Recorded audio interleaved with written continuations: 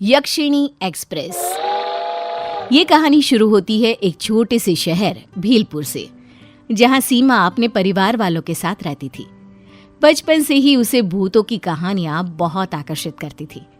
हमेशा से ही वो अपने दोस्तों को भूतों की कहानियां सुनाया करती थी। एक बार वो अपनी बचपन की सहेली से मिलने उसके घर जाती है। हाय प्रिया, कैसी है? अरे कितने दिन हो गए हम कहीं नहीं गए, चल ना कहीं घूम कर आते हैं। अरे नहीं, मेरी मम्मी ना मना करती है, मैं नहीं आ पाऊंगी यार। अरे मना लेना मम्मी को, चल ना। भानगढ़ फोर्ट चलते हैं क्या? जानती है वो फोर्ट हॉन्टेड है, कितना मजा आएगा, चल ना यार। ये कहकर सीमा प्रिया को बाहर ले जाने के लिए उसका हाथ पकड़कर खींचती है कि झटके के कारण प्रिया का हाथ एक बांस पर लगता है और वो टूट जाता है। प्रिया के हाथों से खून रिसता हुआ जमीन पर टप टप कर गिरने लगता है। ओ गॉड, ये कैसे लग गया? सॉरी यार। ये तो अपशगुन है, मुझे नहीं लगता कि हमें जाना चाहिए। ओफो, पागल है क्या तू?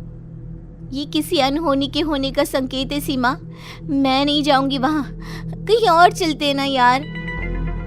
प्रिया और सीमा 2 दिन के बाद की ही ट्रिप बनाते हैं और कुल्लू जाने के लिए निकल पड़ते हैं। पक्का आज तेरे कारण ट्रेन मिस हो जाएगी, कितने लेट हो गए हम। तभी वहां एक कैब आकर रुकती है जिसे एक औरत चला रही होती है। OTP please. यार सीमा, तूने पहले ही कैब बुक करा कर रखी थी। सॉरी, मैं बेकार में तुझ पर भड़क रही थी। अब जल्दी से OTP तो बता। OTP? अब OTP कहाँ से बताऊं? मैंने तो कैब बुक किया ही नहीं था। किया था मैम, अपना फोन देखिए। हाँ, 0135। ये OTP कहाँ से? और इसे कैसे पता कि मैं क्या सोच रही हूँ?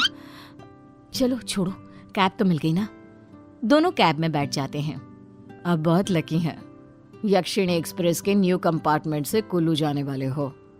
अरे पर आपको कैसे पता कि हम किस कंपार्टमेंट से जा रहे हैं? आपके टिकट पर नजर पड़ी तो पता चला। असल में यक्षिणी एक्सप्रेस के एक कंपार्टमेंट में बुरी तरह आग लग गई थी और वो जल गया था। इतने सालों बाद रिपेयर होकर वो कंपार्टमेंट न्यू बताकर ट्रेन में जोड़ा जा रहा था। आज ही उसकी ओपनिंग है। लीजिए, स्टेशन भी आ गया। दोनों कैब से उतरकर ट्रेन में बैठ जाती हैं। कंपार्टमेंट भरा ना होकर बिल्कुल खाली खाली सा था। इतने कम लोग? लगता है यहाँ हमारे अलावा कोई है ही नहीं। अच्छी बात है ना, मस्ती करते हुए जाएंगे। प्रिया आगे बढ़ती है कि उसे लगता है कि कोई उसका पैर पकड़ रहा है। बचाओ, बचाओ, कौन है? कहाँ कोई है? तुझे ट्रिप कैंसिल करना है, मुझे पता है। चल शांति से यार। प्रिया आगे जाकर अपने बर्थ पर बैठकर अपना पैर देखती है जिस पर 4 उंगलियों के काले निशान होते हैं। देख, मैंने कहा था ना कि मुझे कुछ महसूस हुआ था। ये देख मेरे पैर पर निशान। सीमा पास जाकर देखती है पर वो निशान वहाँ था ही नहीं, जैसे अचानक ही अदृश्य हो गया हो। अभी तो मेरे पैरों पर निशान थे, कहाँ गए? तभी लाल जोड़े में एक औरत वहाँ आती है और प्रिया के बगल में बैठ जाती है। उसका चेहरा आंचल से पूरी तरह ढका हुआ था। निशान ढूंढ रही हो ना? यही था, मैंने देखा है, महसूस किया है। उन जले हुए हाथों की जकड़न को बहुत चुभता है वो। आपको कैसे पता? मैंने महसूस किया है। कोई नहीं समझता, न समझना चाहता है। इस कंपार्टमेंट में मैंने अपना परिवार खोया था, अपना सब कुछ। तभी वहां सीमा आ जाती है। वो मेरी सीट है आंटी जी, आपकी सीट कोई और होगी। सीमा की बात सुनकर सर हिलाती हुई वो औरत वहां से चली जाती है। उसके जाते ही सीमा क्या देखती है कि औरत जिस सीट पर बैठी थी वो पूरी तरह जल चुका है। वो औरत कौन थी?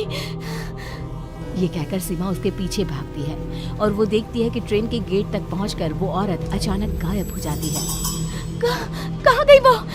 अभी तो यही थी। सीमा वापस अपनी सीट पर आती है कि उसकी नजर खिड़की के बाहर पड़ती है, जहां से वो उसी औरत को चेहरा ढके हुए जाते देखती है। चलती हुई ट्रेन से ये नीचे कैसे उतरी? इन सब में रात हो जाती है और कंपार्टमेंट की लाइट्स ऑफ कर सब सोने लग जाते हैं। सीमा उस नज़ारे को आंखों में लिए सो जाती है। रात को 3 बजे भागा दौड़ी की आवाज़ सुनकर दोनों की आंखें खुल जाती है। इमरजेंसी विंडो से कुछ लोग अंदर आ रहे थे। काले कपड़ों में मानो डकैत से लग रहे थे। खुद को बचाओ, भागो यहाँ से। छोड़ दो, हमें छोड़ दो। दरवाजा बंद करो, कोई बाहर जा ना सके। बंद करो दरवाजा। ये सब क्या हो रहा है?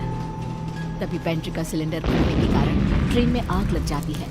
सभी लोग जल जाते हैं और उस आग के बीच वो लाल साड़ी वाली औरत अपना घूंघट उठाती है। उसका चेहरा पूरी तरह जला हुआ था।